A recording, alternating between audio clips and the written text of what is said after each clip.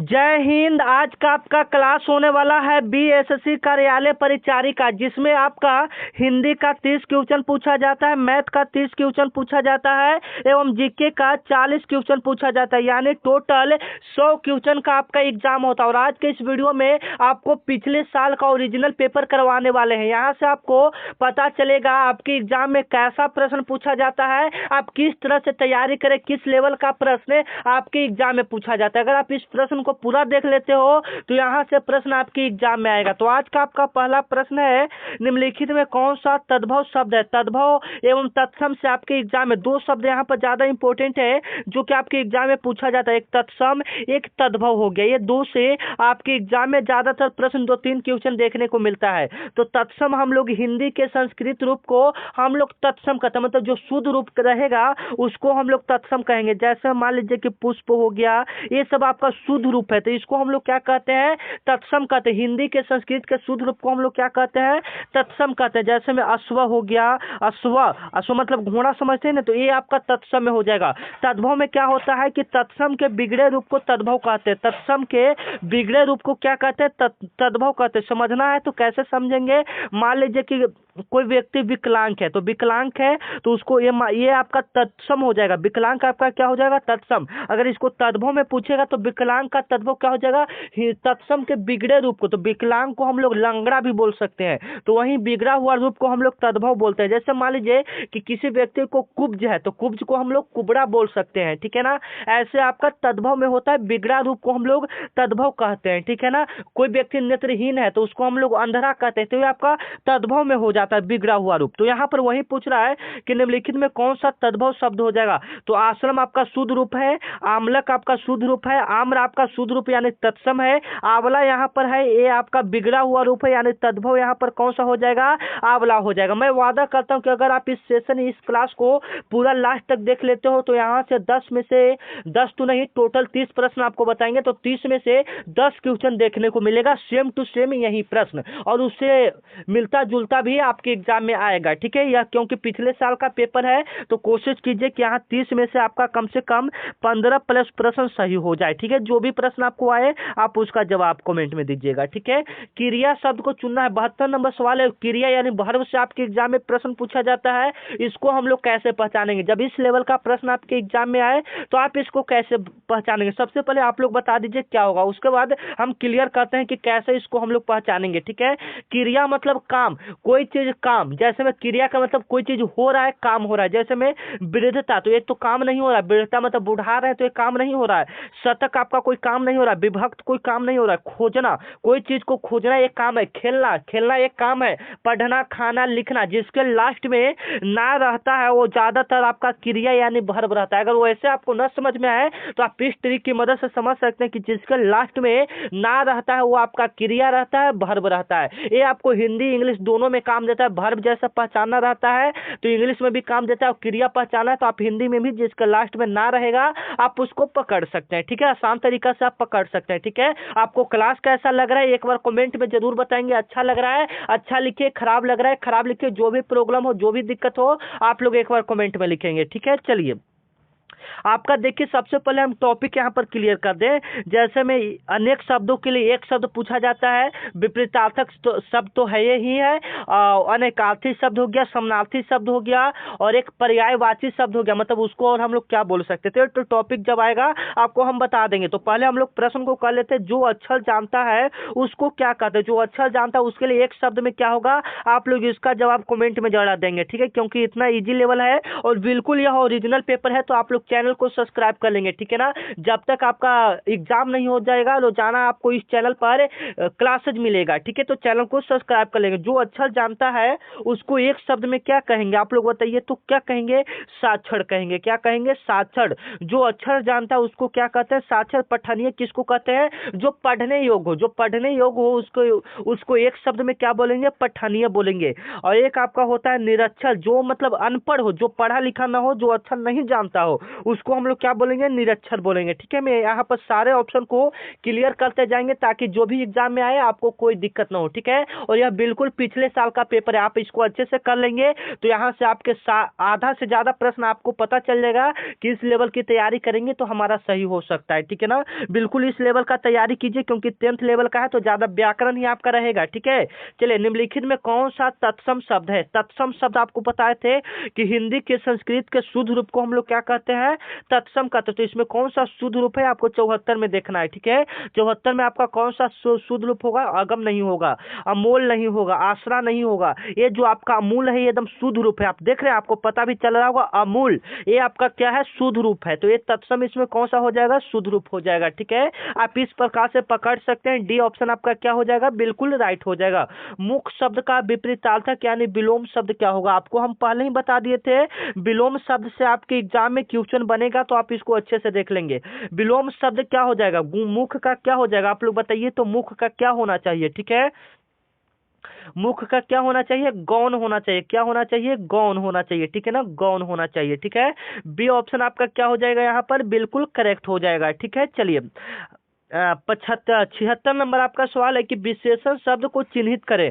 हम लोग विशेषण कैसे पहचानेंगे, यहाँ पर भी हम आपको समझा देते हैं, आप इसको आसानी से पकड़ सकते हैं। विशेषण जब भी पहचानना आएगा आप उसको आसानी से पहचान लेंगे। विशेषण क्या है, मतलब कोई चीज का विशेषता बतलाता है। मान लीजिए कि चोर, तो बता रहा है कि वह लड़का चोर है, मतलब उसका विशेषता बतला रहा है। मान लीजिए कि सड़क, या किसी का विशेषता नहीं, यहाँ पर रहता कि टूटा रहता, फूटा रहता, तो वह सड़क का विशेषता बताता। ठीक है, रेल किसी का विशेषता नहीं, यहाँ पता था कि रेल नया है, रेल पुराना है, तो रेल का विशेषता वो बतलाता। यहाँ पर पटना किसी का विशेषता नहीं बता रहा है। मधुर आपका देखिए यहाँ पर विशेषता बतला रहा है।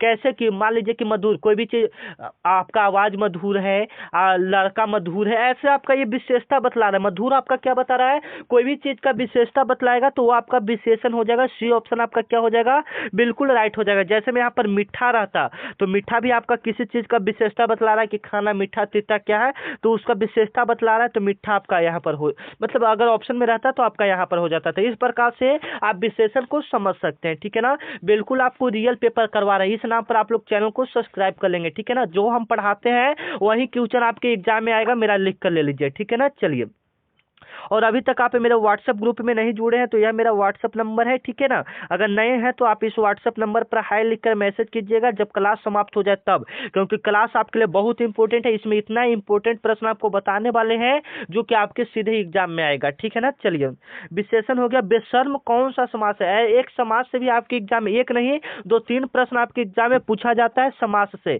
बेशर्म आपका कौन सा समास हो जाएगा, काफी इंपॉर्टेंट है। तो ऐसा प्रश्न को हम लोग बहुत इंपॉर्टेंट तरीका से पहचानने का कोशिश करेंगे। देखिए, जैसे में द्वंद्व समास में हम लोग क्या क्या होता है, जैसे में बीच में आपका हिलंत लगा रहे, जैसे में माता पिता, माता पिता जो आपका ए वाला लगा हुआ है, ये अगर लगा रहेगा, माता पिता, लाभ हानि, शुभ लाभ, ये सब जो आपका लगा रहेगा आपका द्वंद्व समास रहेगा। आशा करते हैं आप समझ रहे होंगे। जैसे माता पिता समझाना चाह रहे हैं, लाभ हानि जिसमें हिलंत बीच में लगा रहे, ये वाला आपको बता रहे हैं, लाभ हानि, शुभ लाभ हो गया, जोड़ घटाव हो गया, ऐसा जो में रहेगा आपका मौसा मौसी, वो आपका द्वंद्व समास हो जाएगा। ठीक है ना, अब आपका क्रम धारय समास समझा देते हैं। क्रम किसी का धारण किया रहता है, जैसे में राजपुत्र यानी राजा का पुत्र, वो कर्म को धारण किया हुआ कि जो पुत्र है वह किसका पुत्र है, राजा का पुत्र है, वो तो आपका क्या हो जाएगा, कर्म धारय समास हो जाएगा। यहाँ पर बेशर्म पूछ रहा है, बेशर्म तो वो आपका अभिभाव समास हो जाएगा, मतलब भाव व्यक्त कर रहा है। बेशर्म तो बेशर्म, शर्म एक भाव व्यक्त कर रहा है। ठीक है, तो बेशर्म आपका क्या हो जाएगा, अभिभाव समास हो जाएगा। आप इस प्रकार से सिर्फ हमको पकड़ना है। ठीक है ना, इतना हमको परिभाषा याद करने का जरूरत नहीं है, आप इसको सिर्फ पकड़ना है। बताइए, एक सिर्फ टिक करना है, आप उतना करते जाएंगे, सिर्फ समझने का कोशिश कीजिए। ठीक है, चलिए, यहाँ पर आपसे सवाल कर रहा है कि गणेश शब्द का पर्यायवाची नहीं होगा। यहाँ पर कौन सा ऐसा ऑप्शन है जो गणेश शब्द का पर्यायवाची नहीं होगा। पर्यायवाची का मतलब ये होता है क्या उसको हम लोग उसको और हम लोग क्या बोल सकते हैं, तो यहाँ पर नहीं है, मतलब उसको हम वो चीज नहीं बोल सकते हैं। ठीक है, मतलब गणेश को हम लोग वो चीज नहीं बोल सकते। तो गजवदन बोलते हैं हम लोग, गणपति बोलते हैं, गजानन बोलते हैं, लेकिन गज हम लोग नहीं बोलते हैं। गज हम लोग हाथी को बोलते हैं। गज हम लोग किसको बोलते हैं, हाथी को बोलते हैं। तो यहाँ पर सी वाला ऑप्शन हम लोग क्या करेंगे, बिल्कुल करेक्ट करेंगे। आपको ऊपर हम बताए थे कि पर्यायवाची से ये क्वेश्चन आपके एग्जाम में पूछा जाता है, ठीक है। आप इसको अच्छे से देख लेंगे। आपको क्लास कैसा लग रहा है एक बार कमेंट में जरूर बताएंगे। जो प्रश्न आपको आ रहा है आप उसका जवाब कमेंट में देंगे, ठीक है ना। निम्नलिखित में कौन सा संज्ञा शब्द है, ये आपको ये 4 ऑप्शन दिया हुआ है, इसमें से आपको बताना है कि संज्ञा शब्द कौन सा हो जाए। घटना तो ये आपका क्रिया हो जाएगा, आपको हम ऊपर ही बता देते जिसमें लास्ट में ना रहेगा वो आपका क्रिया हो जाएगा। जांचना एक प्रकार का आपका क्रिया हो जाएगा।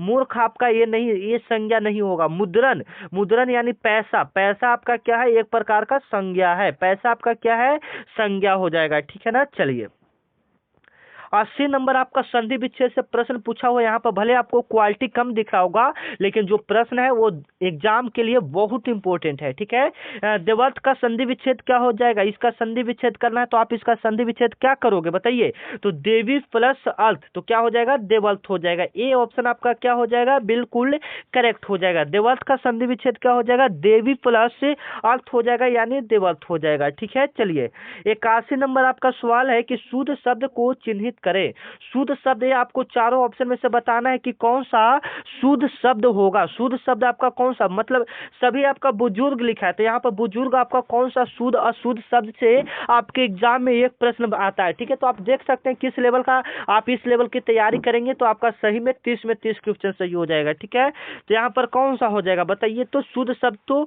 ये वाला तो नहीं होगा। बुजुर्ग ये दोनों तो सेम ही लिखा हुआ है ना, ये आपका अलग लिखा है, ये आपका अलग, तो ये वाला आपका गलत है, ये वाला आपका गलत है, ये दोनों आपका सेम लिखा हुआ है, ठीक है। तो इसके हिसाब से यहाँ पर ये भी दोनों सही हो जाएगा क्योंकि दोनों सेम ही है, ठीक है ना। तो ये वाला ऑप्शन को हम लोग क्या करेंगे, बिल्कुल करेक्ट करेंगे, ठीक। सॉरी यहाँ पर एक नहीं लिखा हुआ है, देख रहे हैं ना, यहाँ पर इसमें ग के ऊपर रह है, यहाँ पर ज के ऊपर रह है, तो यहाँ पर नहीं होगा, ठीक है ना। तो यहाँ पर जो पहला वाला ऑप्शन है वो बुजुर्ग सही हो जाएगा, ठीक है। इसमें ज के ऊपर है तो ये नहीं बुजुर्ग है, ठीक है ना। तो ये बुजुर्ग कौन सा हो जाएगा, ये ऑप्शन आपका हो जाएगा, ठीक है। चलिए और आप लोग जल्दी जल्दी इस चैनल पर 50,000 सब्सक्राइबर कंप्लीट कीजिए, ठीक है, क्योंकि यह आप लोग का चैनल है। जितना बड़ा बनेगा आप लोग का ही फायदा है, ठीक है ना। आपको इस पर सभी जो भी एग्जाम आता है, जो भी जैसे में अभी एसएससी जीडी का एग्जाम चल रहा है जिसका लास्ट डेट आपका 31 दिसंबर रखा गया है, तो आप अगर इसके लिए एलिजिबल है, आप 10th पास है या और आपका हाइट 170 सेंटीमीटर है तो आप इस फॉर्म को फिल कर सकते हैं, ठीक है। इसका भी आपका क्लास चल रहा है, ठीक है, वो भी बिल्कुल फ्री में, ठीक है। तो आप ऐसा कर सकते हैं अगर आपके लिए एलिजिबल है, अगर आपका उतना हाइट है, 10th पास है तो आप इसका फॉर्म भर सकते हैं, ठीक है ना। तो चलिए तो यहाँ पर आपको सभी प्रकार की जानकारी भी दिया जाता है, तो चैनल को सब्सक्राइब कर लेंगे आप लोग, ठीक है। हाल फिलहाल में अगर आप डिलीट करना चाहते हैं, ऐसे तो मैं आपको नहीं साथी दूंगा आपको कि आप डिलीट करें, लेकिन अगर आपका मन है तो आप वो भी कर सकते हैं। उसका भी फार्म आपका निकल चुका है, ठीक है, आप उसका अप्लाई करके पढ़ाई कर सकते हैं, ठीक है। सारा क्लास आपको इस चैनल पर होता है तो चैनल को सब्सक्राइब कर लीजिए क्योंकि यह चैनल आपका दोस्त ही है, आपका साथी ही है, ठीक है ना। चलिए लोटा डोरी कौन सा समास है, लोटा डोरी कौन सा समास है, तो आप यहाँ पर बताएंगे लोटा डोरी कौन सा समास हो जाएगा। तो लोटा डोरी बीच में आपका हेलंत यहाँ पर छूट गया लेकिन इसमें तो यह आपका द्वंद्व समास हो जाएगा। कौन सा समास हो जाएगा, द्वंद्व समास हो जाएगा, याद रखिएगा, ठीक है। चलिए अशुद्ध शब्द को चिन्हित करें। ऊपर आपका शुद्ध शब्द है, यहाँ पर अशुद्ध शब्द, तो आपको पहले ही क्लियर कर देते शुद्ध अशुद्ध से एक प्रश्न आएगा, तो ठीक है आप इसको देख लेंगे। विश्व तो बिल्कुल सही लिखा हुआ है, विश्व ऐसे लिखाता है। विषय भी बिल्कुल सही है, विषय ऐसे लिखाता है। विश्व अष्ट भी सही है, ऐसा ही लिखाता है, लेकिन विश्व अष्ट ऐसे नहीं लिखाता है, ये वाला आपका गलत हो जाएगा। तो यहाँ पर अशुद्ध शब्द को चिन्हना था तो बी ऑप्शन आपका क्या हो जाएगा, बिल्कुल करेक्ट हो जाएगा, ठीक है। चौमासा कौन सा समास होगा, चौमासा, चौमासा आपका कौन सा समास होगा, तो ये आपका दिग्गु समास हो जाएगा। क्या समास हो जाएगा, दिग्गु समास हो जाएगा। आप इसको अच्छे से देख लेंगे, ठीक है ना। जैसे में ज्यादातर कहा जाता है कि जो भगवान का नाम आता है वो बहुव्रीहि समास में आता है, जैसे में चक्रपाणी हो गए, ये सब आपका बहुव्रीहि समास में आता है, ठीक है ना। आप इसको समझने का कोशिश करेंगे, ठीक है। जुलूस शब्द कौन सा संज्ञा का प्रकार है, जुलूस पूछ रहा है कि कौन सा संज्ञा होगा। जैसे मान लीजिए कि लड़का पूछता है तो लड़का आपका पूरा लड़का का बोध कराए तो पूरा जो बोध करता है वो आपका जातिवाचक होता है। जो पूरा चीज का बोध कर दे, जैसे में लड़का तो पूरा लड़का का बोध कर दे रहा है, लड़का गोरा हो, छोटा हो, मोटा हो, पिटा हो, तो आपका सब जातिवाचक का बोध करा रहे हैं। जुलूस शब्द कौन सा हो जाएगा, तो जुलूस मतलब होता है भीड़, जैसे में कोई चीज डुबाने जा रहा है, मूर्ति डुबाने जा रहा है, तो वहाँ पर पीछे भीड़ लगा रहता है, जो डुबाने जाता है उसी को हम लोग जुलूस बोलते हैं। तो वह आपका क्या हो जाएगा, भीड़ रहता है, तो उसको समूहवाचक बोलते हैं। क्या बोलते हैं, समूहवाचक बोलते हैं, ठीक है ना। व्यक्तिवाचक की दुनिया में जो सिर्फ एक ही हो, जैसे पटना हमारा हो गया, भारत हो गया, ये सब आपका जो एक ही है, जैसे में रावण, राम, ये सब आपका व्यक्तिवाचक। भाववाचक का मतलब कि जिसको सिर्फ हम महसूस कर सकते हैं, जिसको देख नहीं सकते, छू नहीं सकते। जैसे में बुढ़ापा हो गया, बुढ़ापा को कोई देख नहीं सकता है, न छू सकता है, सिर्फ उसको महसूस कर सकता है, ठीक है। नफरत हो गया, नफरत को कोई देख सकता है, सिर्फ उसको महसूस कर सकता है। प्यार हो गया, ये सब आपका भाववाचक में हो जाएगा। हो सकता है कि आने वाले एग्जाम में पूछ दे कि प्यार कौन सा संज्ञा है, ठीक है, या हो सकता है आने वाले में पूछ दे कि मीटिंग कौन सा है। तो ये सब आप क्लियर कर लीजिएगा, ठीक है ना। चलिए, अब यहाँ पर कुछ गद्यांश भी यहाँ पर रहता है, ठीक है ना। ऊपर आपका गद्यांश दिया रहता है और यहाँ पर लिखा रहता है कि उपरोक्त गद्यांश में किस शिक्षा की बात कही गई है, ठीक है। तो यहाँ पर गद्यांश आपका थोड़ा सा कट गया है, तो आप समझने का कोशिश कीजिएगा। तो जो गद्यांश था उसके हिसाब से जो इसका आंसर होगा उसके हिसाब से होगा, प्रारंभिक शिक्षा की बात किया गया है, ठीक है। जो ऊपर गद्यांश लिखा हुआ था, थोड़ा सा लाइन में, एक दो लाइन में लिखा रहता है। गद्यांश तो आप लोग समझ रहे होंगे क्योंकि 10th एग्जाम आप लोग दिए हैं, तो गद्यांश के बारे में तो जानकारी होगा। तो वही यहाँ पर लिखा है, प्रारंभिक शिक्षा के बारे में उसका बात किया गया है, ठीक है। चलिए, यहाँ पर 87 नंबर सवाल है कि बच्चों के प्रारंभिक शिक्षा का मूल सिद्धांत क्या नहीं है। मतलब जब हम लोग बच्चों को प्रारंभिक शिक्षा देंगे तो उसका मूल सिद्धांत वो नहीं रहना चाहिए। क्या नहीं रहना चाहिए, तो भोजन शास्त्र नहीं रहना चाहिए। बच्चों को कम भोजन खिलाना सिखाइए, ठीक है ना। भोजन, ये नहीं कि बच्चा को खूब भोजन खिलाइए, तो वो नहीं है, ठीक है ना। ये शिक्षा के अंतर मूल सिद्धांत नहीं है कि ज्यादा बच्चों को भोजन खाने के लिए कहा जाए, ठीक है। संगीत आप सिखा सकते हैं बच्चों को, यह एक अच्छा प्रक्रिया है। सफाई करना बच्चों को सिखा सकते हैं कि सफाई में रहना चाहिए, तंदुरुस्ती हो सकता है, ठीक है। ये भोजन शास्त्र आपका नहीं आता है, ठीक है ना। जितना कम भोजन करेंगे, शुद्ध मात्रा में जितना कम भोजन करेंगे, उतना आपके शरीर के लिए बहुत ही लाभदायक होगा, ठीक है ना। चलिए, 88 नंबर आपका प्रश्न है कि किस अनिवार्य तालीम की बात गद्यांश में की जा रही है। जो गद्यांश है उसमें बात किया जा रहा है कि किस अनिवार्य तालीम की बात गद्यांश में किया जा रहा है, ठीक है ना। किस तालीम की बात गद्यांश में किया जा रहा है, तो शारीरिक, जो शारीरिक प्रक्रिया है वो आपका इसमें बात किया जा रहा है। गद्यांश रहता तो अभी हम पढ़कर आपको करवा देते हैं, ठीक है ना, कोई दिक्कत नहीं है। चलिए, मौजूदा पीढ़ी के लड़कों का ज्ञान नहीं होता। जो अभी पीढ़ी है, जो हमारा पीढ़ी चल रहा है, हिंदी में ऐसा ही प्रश्न आपको मिलेगा क्योंकि यह 10th लेवल का है, तो बस सेम इसी लेवल का रहेगा। मौजूदा जो पीढ़ी है, जो अभी के लड़के एवं लड़कियां हैं, वो लड़कों में ज्ञान नहीं होता। किस चीज का अभी में ज्ञान नहीं होता, जो अभी के पीढ़ी, युवा जो पीढ़ी है उसमें ज्ञान नहीं होता है। क्या नहीं ज्ञान होता है, खेल का तो होता है, खेल तो बच्चे जानते ही हैं। संगीत एवं विज्ञान का भी होता है, लेकिन स्वावलंबन का नहीं होता है। स्वावलंबन मतलब हम भी यहाँ पर नहीं समझ पा रहे हैं, ठीक है। तो बिल्कुल हम यहाँ पर सी वाला ऑप्शन बिल्कुल क्या करेंगे, करेक्ट करेंगे, ठीक है। चलिए, 90 नंबर आपका सवाल है कि घर पर किसकी मदद की बात कही गई है, ठीक है। मतलब घर पर हम किसकी मदद कर सकते हैं, ये आपसे सवाल कर रहा है, ठीक है। तो हम अपने माता पिता की मदद कर सकते हैं। ये सबसे आपको देखकर ही ऑप्शन पता चलेगा। ये ऑप्शन आपका क्या हो जाएगा, बिल्कुल राइट हो जाएगा, ठीक है। घर पर किसकी मदद की बात कही गई है, तो माता पिता की मदद की बात कही गई है, ठीक है ना। और ये हमारा फर्ज भी बनता है कि हम अपने माता पिता का मदद करें और उनका जो भी कहना है वो हम सुने, ठीक है। तो ये ऑप्शन यहाँ पर क्या हो जाएगा, बिल्कुल करेक्ट हो जाएगा, ठीक है ना। चलिए, आपका 91 नंबर प्रश्न कि नौकर की कमीज का उपन्यासकार कौन है। नौकर का जो कमीज है उसका लेखक या उपन्यासकार कौन है, ये आपसे सवाल कर रहा है, ठीक है। ऐसा सवाल आपके एग्जाम में पूछा जाता है, तो आप इसको अच्छे से थोड़ा सा देख लेंगे, ठीक है। तो आपका क्या होना चाहिए इसके हिसाब से, ठीक है ना। तो कौन होना चाहिए, नौकर की कमीज आपका अमरकांत हो जाएंगे। नौकर की कमीज आपका कौन हो जाएगी, अमरकांत हो जाएंगे, ठीक है ना। चलिए, आपका 92 नंबर आपका प्रश्न है कि जनतंत्र का जो जन्म है वो किस कवि की रचना है। तो वह किस कवि की रचना है, तो रामधारी सिंह आपका किसका हो जाएगा, दिनकर का हो जाएगा, ठीक है ना। रामधारी सिंह आपका दिनकर का हो जाएगा, याद रखिएगा।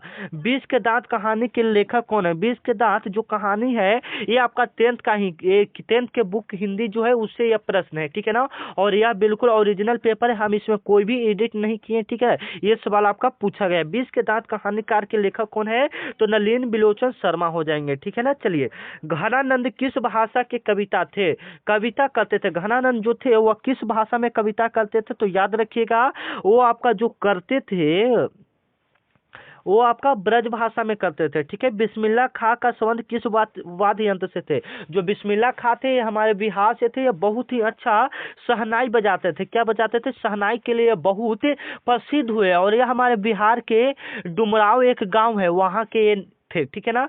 काफी बच्चे डुमराव से भी हमारा वीडियो देख रहे होंगे तो एक बार कमेंट कर दीजिएगा आप लोग कहाँ कहाँ से वीडियो देख रहे हैं, तभी तो हमको पता चलेगा कि जो हम वीडियो बना रहे हैं हमारा वीडियो कहाँ तक पहुँच रहा है। तो एक बार अपना अपना जिला एक बार कमेंट कर देंगे आप लोग। ठीक है, तो बिस्मिल्लाह खां का संबंध किस वाद्य यंत्र से? तो शहनाई से था। ठीक है, सुजान से कौन प्रेम करता था? ये आपका 10th लेवल का ही है और 10th का जो सेकंड किताब आपका एक आता है उसी में सुजान से कौन प्रेम करता था?